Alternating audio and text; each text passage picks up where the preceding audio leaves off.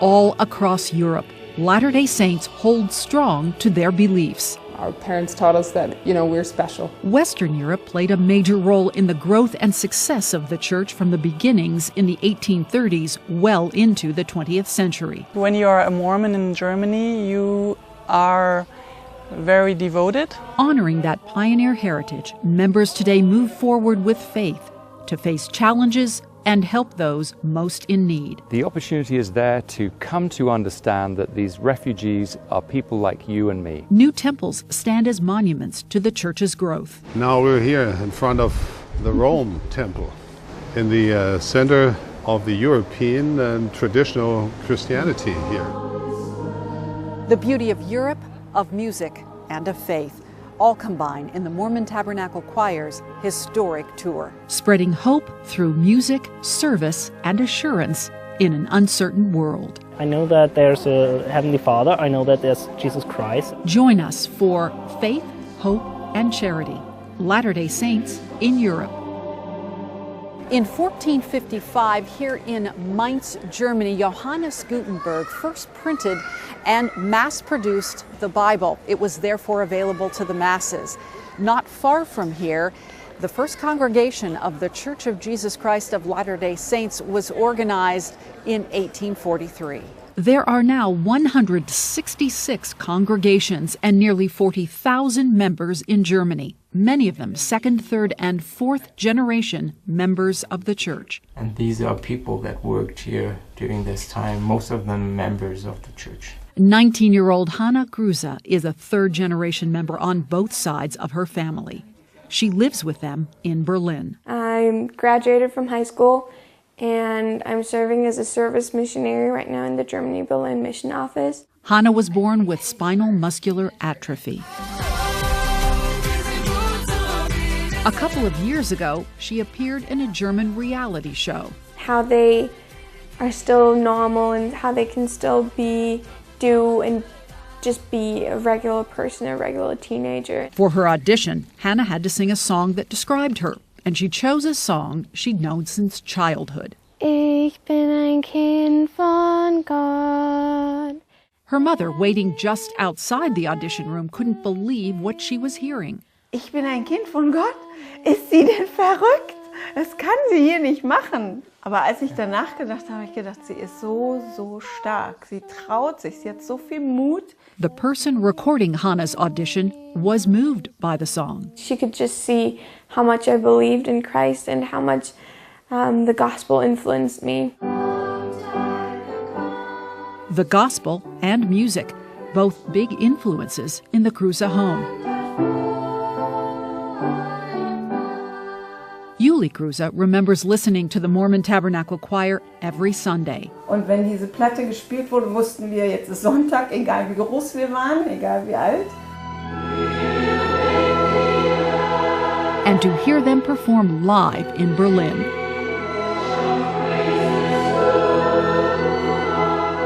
A dream come true for Julie and Hannah. I really love the music and the spirit that they bring when they sing.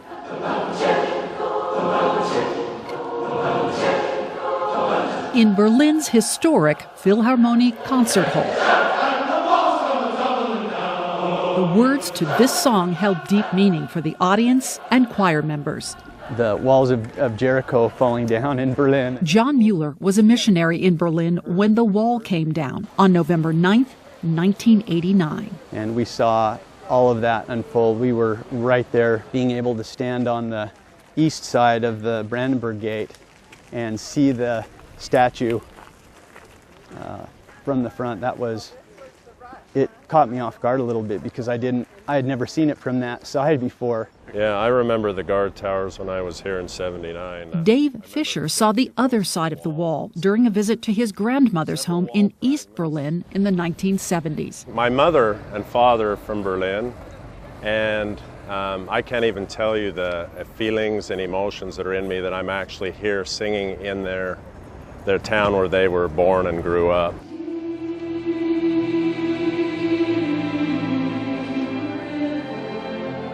The Grunwalds have lived through much of Berlin's transformation. In one moment, we stood up on Sunday morning, and it was announced that the East put up the wall of barbed wire. Gerhard Grunwald was a student on the West Side when the Berlin Wall went up, cutting him off from his family. My older brother, my younger sister, and my mother with their families. That wall separated thousands of families.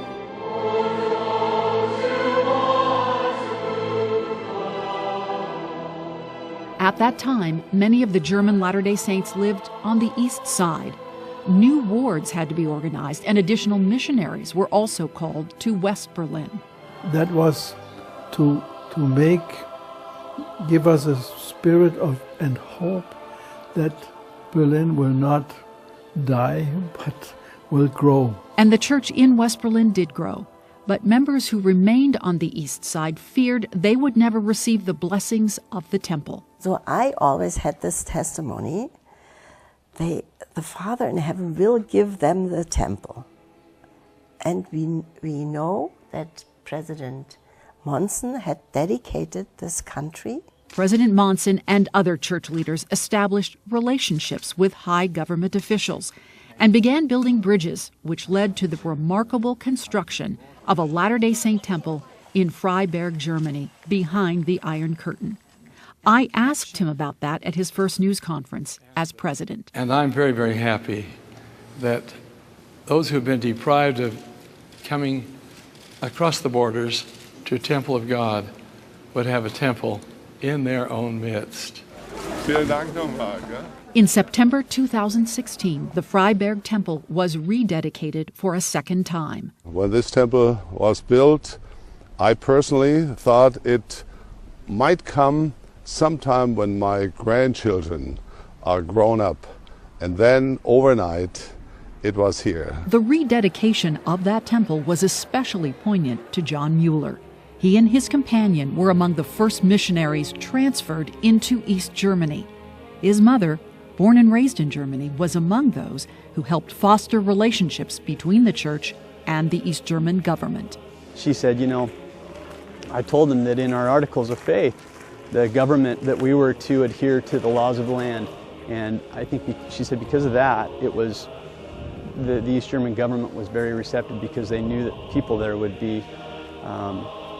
still be willing to follow the government. She was also a member of the Mormon Tabernacle Choir. She loved to sing, and music was kind of her thing, but she said, when I grow up, I'm going to live in Salt Lake City, and I'm going to sing in that choir. John felt prompted to join the choir after his mother passed away. And when he heard the choir would be touring in Germany. As that announcement was made, kind of a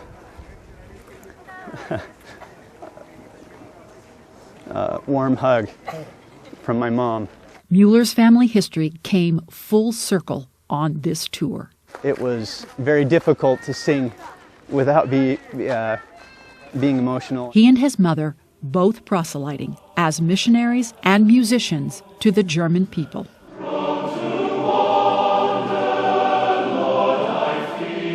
You can bear your testimony through music because it's just another way that our hearts receive inspiration and that we feel the light of the gospel. In 2012, choir president Ron Jarrett and his wife Lucy were serving a mission in Germany when they received a call from President Monson for him to lead the choir. My wife made the comment, President, we're loving our mission. Couldn't we stay to the end of our mission? And he said, no. President Uftdorf can tell you how hard it is to leave Germany. From the time he received that call, it was President Jarrett's dream and goal to bring the choir back to Europe. This is a personal touch to the lives of people around the world, but right now in Germany and Belgium and Holland and wherever we're going, it's that personal touch that we can bring, that you're loved, we care about you. And for us, wow, they're really there. We really can sing to them. We in particular have been looking forward to joining you tonight. First alto Sonia Poulter was born and raised near Frankfurt. She was thrilled to bring her Utah and German families together. And I know Sonia has really been looking forward to coming tonight to this concert. Das stimmt. That shows Heavenly Father's love for his members all over, and right now especially for the people in Europe here. Frankfurt, Germany was destroyed during World War II, and like many cities here, rose from the ashes. Latter-day Saints say they also recognize the power of the gospel in rebuilding lives. This church got actually pretty heavily damaged during World War II. Andy Krause grew up in Nuremberg. The bells and the towers came down on the last day of war. And knows the city's history well. We can see the devastating destruction, the meaningless destruction of a whole beautiful city, actually. But Krause says you can also see the power of rebirth. So they rebuilt the city here from the ashes, and we can also rebuild ourselves. Krause, a single father, rebuilt his life when he joined the Church of Jesus Christ of Latter-day Saints 7 years ago. I'm a completely different person. I'm a happier person now. Although he is happier, Krause's family remains skeptical of his new faith. But his mother did agree to attend the Mormon Tabernacle Choir's concert in Nuremberg with her son. In the beginning, she was a little bit superstitious about that, and it says Mormon, and we had that agreement, and I said yes, but it's an awesome choir, and you will love it. The choir performed at Meistersingerhalle, located next to an infamous park in history, the Nazi Party rally grounds. And it's very peaceful here to look at. But at one time it was a huge ground where hundreds of thousands of people stood and at attention, and Hitler had all of his famous speeches here that got the German people to rally behind him. Choir members say standing where Hitler stood was chilling. It's an odd mixing of peace and terror from the past. Scott Miller's grandfather served as mission president in Czechoslovakia in 1939. And on August 23rd, the Czech mission received the directive to evacuate. Everyone got out except for President Toronto and 4 of his missionaries. And my grandmother, who is the mission mother, was very upset about the war. Then Elder Joseph Fielding Smith, who was in Europe conducting the annual tour of missions, made this prophetic promise. He prophesied to her that the war with Germany would not start until the missionaries and my grandfather, the mission president, were out of Czechoslovakia and safe. President Toronto and his missionaries boarded the last ferry to cross from Germany to Denmark. That same day, Germany invaded Poland, the event that is generally regarded as the beginning of World War II. To be on these grounds makes me feel the enormity of the history. That history continues to have an impact on Latter-day Saints in Germany. Richard Marks and his family lived in Dresden during the war. They escaped with only their lives during the fire bombings. More than 70 years later, those memories are still devastating. When we go to the streets of Dresden, the roofs came down, and yes, it was horrible. And we lost all that we had. Afterwards, his mother took him and his sisters to a small village where Latter-day Saints helped them with food, shelter, clothing, everything. When his father returned from the war and learned of the generosity of church members, he permitted his children to join the faith.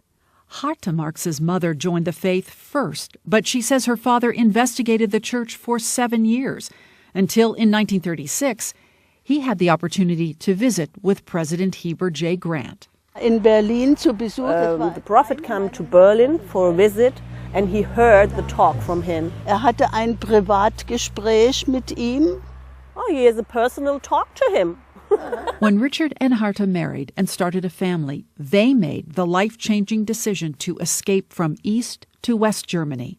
They risked everything to do it. In das Gefängnis und unser Kind kommt weg. This decision was hard because we knew if someone picked up or saw that we were going to the border, they would bring us to the police, and they would take our kids away, and we would not see them anymore. Sabine Himioben is their daughter. her husband Arne joined the church after their marriage. Sabine says he must have gone through a busload of missionaries. But what happened to Arne happens to many people around the world. He felt the Spirit, and he felt the Holy Ghost, and that is what he brought to the church. Sylvia Nassauer became a Latter-day Saint in February of 2016, thanks to a chance discovery of the Piano Guys on YouTube. It was so touching that I really had a breakdown. So I call it a healing breakdown now. So I found an email address from Stephen Sharp Nelson. And yeah, he also reminded me of my brother who died a few years ago. And so I write him. Stephen Sharp Nelson referred the missionaries to Sylvia, and they gave her the Book of Mormon. I think I can say it saved my life. Christian and Verena Nabrotsky were born and raised in the church. Their parents were converts. His grandfather, he says, was a supporter of the Third Reich. He was a Nazi, basically, yeah. And when the war was lost, basically his whole life fell apart. After the war, his uncles moved to Canada, where President Monson was a mission president. They joined the church. Christian's father heard about this strange religion his brothers had joined and traveled there to bring them back to Germany. He found out how family life was with his brothers' families, and he was still baptized over in Canada, came back as a Mormon. Christian has served as a bishop. Verena served a mission on Temple Square, where she taught many of her countrymen. There were a lot of German visitors, a lot in the summer, and they came with no clue about the church. So we had a good opportunity to tell them. The Nabrotskys say Latter-day Saints should never take their faith for granted. Really dive into the church and well, enjoy, the abundance of church life around you. So that's something that we don't have here in Germany. This group of Latter-day Saints is a small representation of the past, the current strength, and the future of this faith in Germany.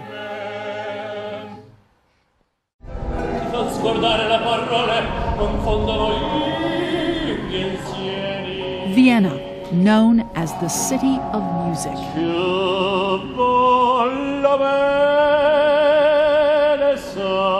The greats, Beethoven, Mozart, and Brahms, all composed and conducted here.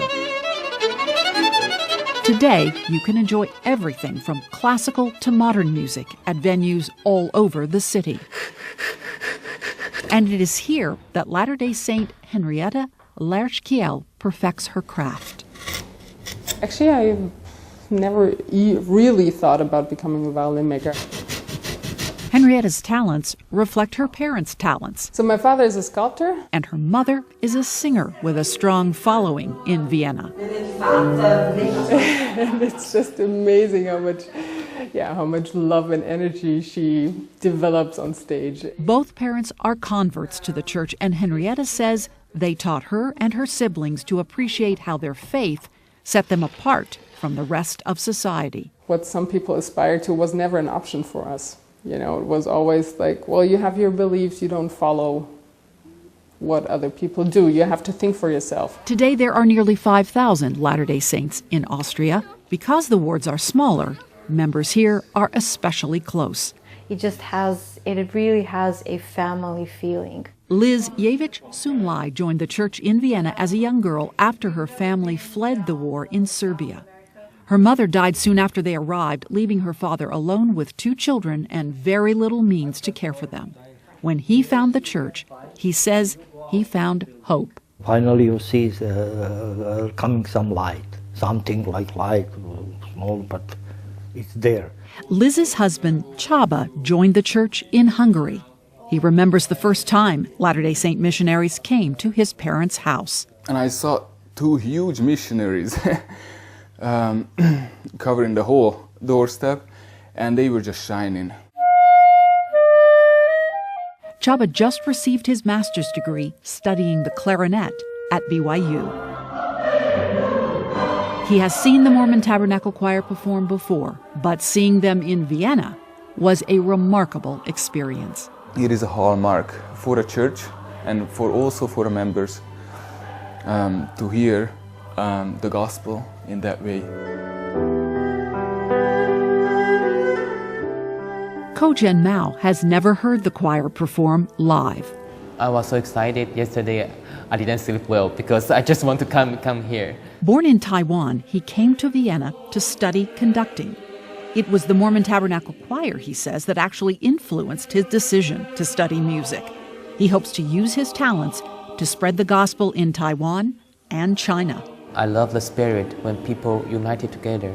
European audiences have a great love for and appreciation of classical music, and Mac Wilberg knows that. So when he was creating the program for this concert tour, he very much kept it in mind. Who would have thought that one would have the opportunity of performing in that, again, very historic hall. The famed Musikverein in Vienna is considered one of the finest concert halls in the world.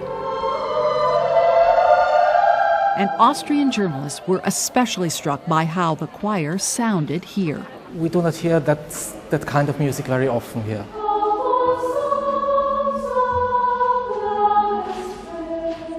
It's very emotional. You really get emotional when you hear this choir. One of our charges is to be the very best we can be, but also sing for people. Wilberg had warned the choir and orchestra not to expect standing ovations and the thunderous applause, typical of an American audience, on this tour. None of us knew quite what to expect in that regard, but we were pleasantly and have been pleasantly surprised the entire tour. The choir also met superfans. Trevor Clark from Melbourne, Australia, is not a Latter-day Saint, but he traveled to be with the choir at 4 of their European concerts. The whole thing is just so inspirational. I love it. To be in those great venues with the German people and to hear them go absolutely wild with enthusiasm for what they're hearing, great. Clark has corresponded with announcer Lloyd Newell for years. Most of the letters I get are from non-LDS people that write me and say, I've grown up listening to this choir or listening to the broadcast, or they want a copy of a message or a song that touched their heart. Michael Stein brought an autograph book he made especially for the Mormon Tabernacle Choir concert. And the chance to sing with the choir was a birthday wish come true. It's a fantastic choir. It's very, very fine to sing on my birthday.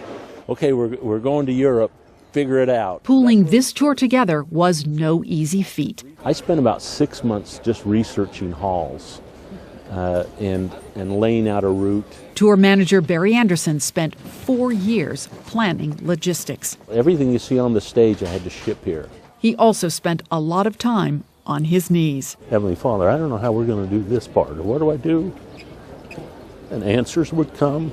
There were seemingly endless challenges, but Anderson says seeing audience reaction night after night made it all worth it. I saw this lady with her young children, and she just had this look on her face like, it was so peaceful, like, that's us. And mouthed every word to every hymn, and so that's a pretty neat thing that we're able to do that for the members here.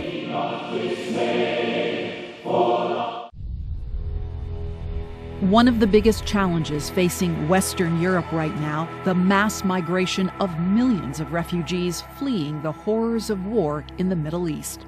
Parks and fairgrounds in Frankfurt and other German cities have become havens for refugees. But it's more than the government offering support. The German people have stepped forward to help them. Nicole Ludwig voluntarily runs a refugee camp located near her home in Frankfurt and says many refugees are afraid to integrate. If you know the stories, you can also understand why they don't want to go outside. Standing shoulder to shoulder with her are American expats Tricia Leimer and Melissa Bradford. I was like, "You're from the Latter-day Saints." And it was like, "Hi, how do you know?" I said, "Because in my youth, I've been spending a lot of time with people from the church." Nicole even spent a summer living in Ogden, Utah. You were sent from heaven, so we are happy to have them here and helping us out. That's awesome, yeah. Melissa and Tricia have also started a project documenting the personal stories of each refugee, humanizing a crisis that is often talked about in sweeping generalizations. When they become human beings and you know their stories, you are changed. You know that you aren't talking about an other, you're talking about your brother and your sister. Some of the women that I have gotten to know who are examples of everything that I want to be as a mother. Each refugee has a deep personal story of hope, courage, and loss. I miss my parents, my sister, brothers, my whole family. Ali Ahmadzai crossed the border of Afghanistan under a blanket of gunfire with one of his sisters in 2015. They left so that both could secure a better future and send for the rest of their family. Women, they don't have freedom. Nothing. It's nil, zero. Malang Tumuri also fled Afghanistan and traveled by small boat to Greece with 53 people. It was so dangerous. It was around 95% to die. He has 7 children, but could only bring his youngest to Germany. When I look into the eyes of a father who's separated from his children, and a mother who is separated from her husband, and a community that is taken away from their culture, I connect with that. We don't have to look back far in our history to reflect on times when we were refugees. During General Conference in April 2016, Elder Kieran reminded Latter-day Saints that the stories of today's refugees are also our stories. The opportunity is there to come to understand that these refugees are people like you and me. He called on members worldwide to help in any way they could. People have responded in an extraordinary way. The Mormon Tabernacle Choir donated all proceeds from its concert in Vienna to support projects for refugees. That contribution also included additional funds from the church's humanitarian fund. In July 2016, President Dieter F. Uchtdorf went to Rome to present a check of $3 million to the executive director of the World Food Program. This money will be used specifically to provide food to refugees in Cameroon, Chad, and Syria. I can only say thank you to our members who are so dedicated. President Uchtdorf came to Rome personally to make the donation, because feeding refugees is very close to his heart. I've been a refugee twice in my life. I know how it feels to be looked down onto. While in Europe, President Uchtdorf visited a refugee camp in Greece. He saw Latter-day Saints joining with people of other faiths or NGOs, providing relief. As individual families going out, inviting people in their home, visiting with them, helping them to learn the language. So I tip my hat to these wonderful individuals. It's made me very thankful to have something to give, but also thankful to have these examples, to be able to have touched lives, have their lives touch mine. Missionary work in Switzerland began in 1850, and today there are more than 9,000 members of the church who live here. Most people do not know much about the faith, but they certainly did pay attention to the publicity surrounding the Mormon Tabernacle Choir concert. Billboards like this appeared in train stations. On the major Swiss TV, we had a couple of advertisements. Lifelong Latter-day Saints Bastian and Maya Schaefer jumped at the chance to bring their children. We were sure to make it possible to come. And they made sure to invite family and friends who are not Latter-day Saints. I respect it, and I really feel happy when they go to church or talk about it, and you see the fire in their eyes that they really live for that. The Oswalds also viewed the concert as a missionary opportunity. They can listen to the choir and this universal language, which is music, which can touch their spirits. Daniel Oswald joined the church in Switzerland when he was 19. He met his wife, Tamara, an American, while her father presided over the Switzerland-Zurich mission. Spiritual and romantic memories. They now live in Utah, and Daniel is the honorary consul of Switzerland here. Tamara plays the harp for the Mormon Tabernacle Choir and Orchestra at Temple Square. This tour has given them both the chance to reconnect with old friends. All along the way, since the concerts have all been in German-speaking Europe so far, I've had friends and people that I've known for 30-plus years. The Oswalds believe this tour has helped strengthen European members. I think it says you are really important. You're really important. You're part of the fold. Those in the audience say they felt that love.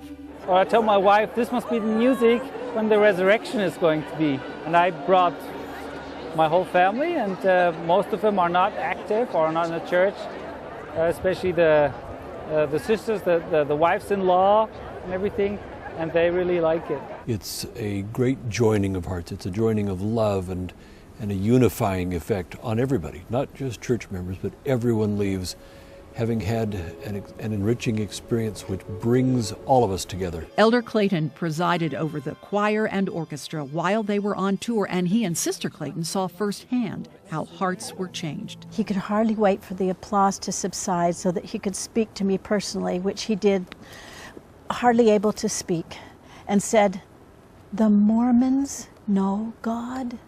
Such a thing I had never imagined." The Mormon Tabernacle Choir has helped foster many interfaith relationships. Pastor Schmidt became a fan of the choir at age 6 when he stumbled upon their radio broadcast on American Forces Network. From the Crossroads of the West, Music and the Spoken Word was the title then, and I was hooked from the first day. He says he has long admired the church's missionary efforts. And that's not what's going on in our churches. That's why we lose so many members. Many religious leaders, dignitaries, and government officials were invited to the concerts. The Prime Minister of the Netherlands attended because he has a special tie to the choir. His niece is a member. He immediately went and bought tickets for himself and for some of our other family members, which I am so thrilled about.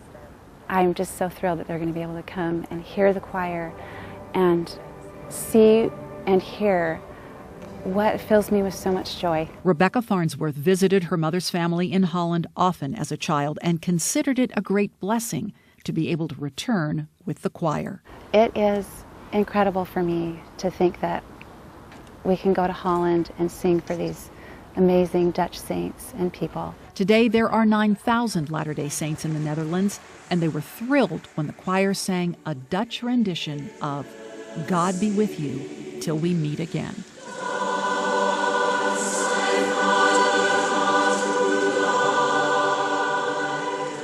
That song meant a great deal to Rebecca. Her mother passed away in 1998. She always wished there was more singing in the world. And I feel like when I'm in the choir that I am actually giving a very special gift just to her. And that to me really is special.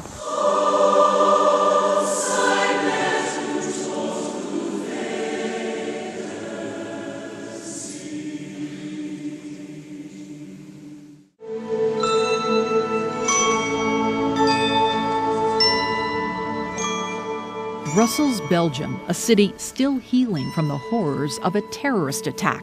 The Mormon Tabernacle Choir came here to deliver a message of hope. Brussels is considered the heart of Europe, full of tourists, and the citizens here are determined to get back to life as normal after the terrorist attack at the airport. Latter-day Saints in particular are very grateful that the Mormon Tabernacle Choir decided to go forward with its plans for a concert here.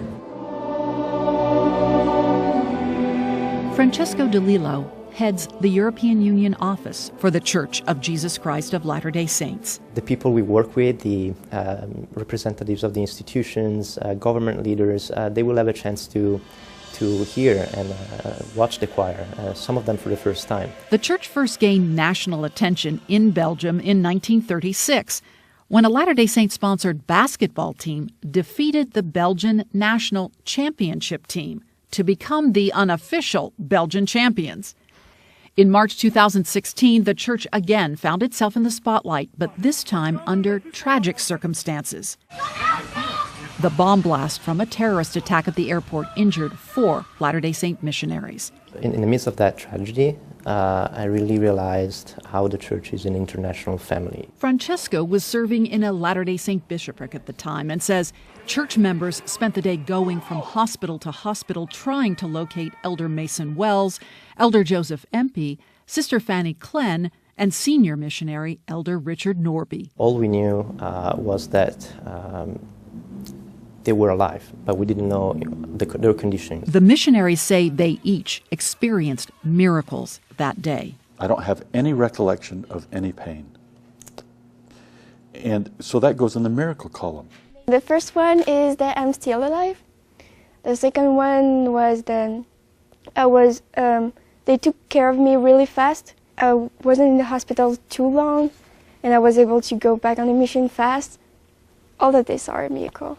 They now live with gratitude in their hearts, but also question why they survived when dozens of others did not. I feel really blessed to be alive today, and we've been praying for those families who have lost loved ones. Joseph Empey, Mason Wells, and Richard Norby served as Grand Marshals of the Provo Parade on July 4th. Sister Fanny Klen is now serving her mission in Ohio. They are forever linked, they say, by this miracle, and they refuse to live in fear. Because I'm not a victim. I'm a survivor. And terrorists want to instill terror. I refuse to be terrorized. With the challenges facing Europeans now, the choir tour delivered a particularly strong embrace. 320 choir members, nearly 70 members of the orchestra, all touring Europe.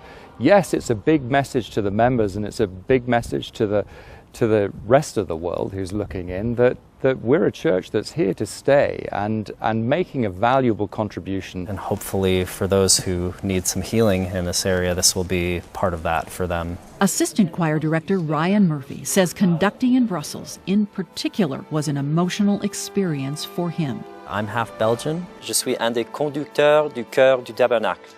Hello, mijn naam is Maria Murphy. Ryan's mother Maria was born and raised in Belgium. I love my language, I love my roots, I love my relatives. Well, I have about 12 family members coming tonight, so I'm very excited to have some family in the audience. This tour was an opportunity for many choir members to reconnect with their roots. Choir and orchestra stand now if you have family connections or some kind of roots to Europe.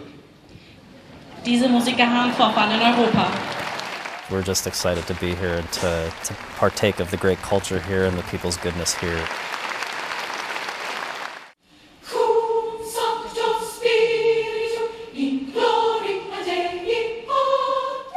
The City of Lights is known for its iconic architecture, cultural institutions, and French flair. Relics of a deep spiritual heritage tower the skyline. But today Paris stands as one of the more secular cities in the world. I am the only member of the church where I'm studying, so I'm used to, but for sure sometimes you know that you're different. Abish Martin is studying fashion and marketing in Paris. I did my mission here in Paris. She comes from a Latter-day Saint family of 8 children. They are among the nearly 38,000 French citizens who are Latter-day Saints. For years, they have traveled to England or Germany or Switzerland or Spain to attend the temple. Soon, they will have one in France. For me, it's really a miracle that we have a temple here. The temple site is not far from one of the country's biggest tourist attractions. Versailles is one of the most famous palaces in the world. Just a mile from here, the Church of Jesus Christ of Latter-day Saints has built its first temple in France. President Monson announced the plans to build it in 2011. Construction began in 2013, and dedication may happen in mid-2017. We waited with faith. We had a few prophets who came to announce that one day it would be possible. So this day has come. Bruno Grenier is a former bishop and lifelong Latter-day Saint. His parents were converts. My dad was looking for the truth, and my mom was grateful for what the American soldiers had done to free us. We used to have all the activities for the young women. Huguette Tournaire lives next door to the new temple and attends church just a few blocks away. I have 2 older sisters and a little brother. She was born and raised as a church member in France. Her parents were converts who met as young single adults. Following her patriarchal blessing, she decided to serve a mission and first received a call to Temple Square. But 2 weeks before leaving, that call changed to the visitor center at the St. George Temple. I was really scared that I will be in the middle of nowhere. She soon learned that 20,000 French visitors tour Utah's national parks every year, and many come to the visitor center. At first they thought that I was American, just knowing really well French. So I had to tell them, no, I'm really French. And they were really surprised, yes. They were like, but why are you a Mormon? Why didn't you stay Catholic? Though they arrived skeptical, Huguette says most European visitors left with a new understanding and even appreciation for the Latter-day Saint faith. And I just loved how they left with a big smile usually and a lot of thank you, and it was an amazing experience. There are 11 operating Latter-day Saint temples in Europe, with 3 more under construction. While the temple stands as a beacon of light and hope, President Uchtdorf says it should not be seen as seeking recognition, but simply making a statement of what this church stands for. The Church of Jesus Christ of Latter-day Saints is truly the Church of Jesus Christ. We met President and Sister Uchtdorf at the Rome, Italy temple site. On 15 acres, there are 4 buildings. The temple, which can be seen from the Beltway exit. It will be a striking edifice with its double spires. The Visitor Center, a stake center, and housing for temple patrons. When you think about it, in 1955, just 60 years ago, the first temple in Switzerland was built. Now we're here in front of the Rome temple, in the center of the European and traditional Christianity here. The visitor center will have full-length windows in the front where guests will see the Christus statue, a replica of the one on Temple Square in Salt Lake. And just like the church in Denmark, where Bertel Thorvaldsen's original sculpture is, the visitor center will have marble statues of 11 apostles and Paul, who came to Rome to proclaim the gospel. And then came the restoration.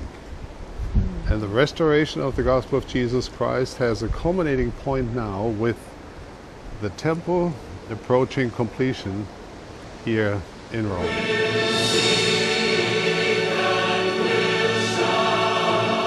All over Europe, Latter-day Saints hold true to their faith at a time when organized religion is fading away from European society. You get a lot of interesting questions from people. They say, oh, you're a Mormon. Oh, tell me about it. And then you start talking about what we believe in. It is not always an easy journey. You really have to be sure that your testimony is your testimony. But they draw strength from each other. Members of the church here have an incredible faith. I know that the gospel is supposed to give us hope, that I know that there's no reason to have fear. And carry faith, hope, and charity in their hearts.